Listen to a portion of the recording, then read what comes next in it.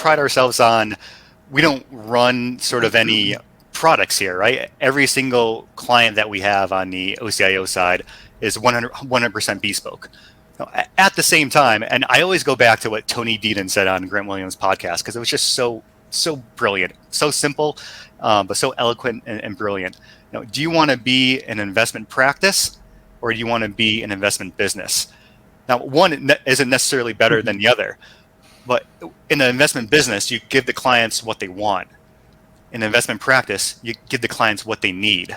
Yeah. And I always think in my head, if I were a client and I'm hiring someone, OCIO, consultant, whatever it might be, I'm hiring them because I need their help. I need their advice. I need their guidance. I can't do this all on my own. I might have my own biases, my own thoughts and opinions.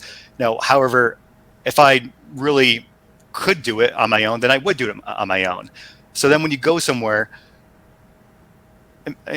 being a OCIO or a consultant, do you only want to implement what your client says they want? And then if you're doing that, then why are they even coming to you for advice if you're not going to give them your kind of true, unvarnished opinion?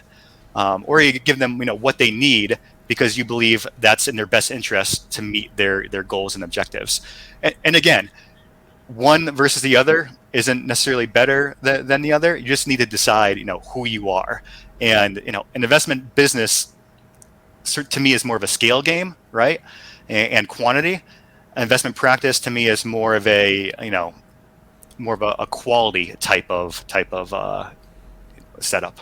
But you're just moving the same challenges upstream one notch or one level, right? Because so if you're a manager of a small to medium-sized plan, then or institution, endowment, foundation, et cetera, well, you've either got some experience in the business, which means that you bring your own biases to the table. And so you're going to go out and choose the criteria that you're going to use to choose an OCIO is going to be aligned with your own basic set of beliefs and biases, in which case you're just going to hire an OCIO that is going to express your own internal views anyway, right?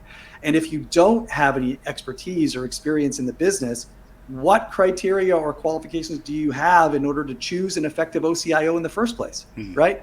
Yeah. So it doesn't solve the problem, right? The problem is agency effects and lack of criteria to be able to make good choices all the way along. It's kind of turtles all the way through, right?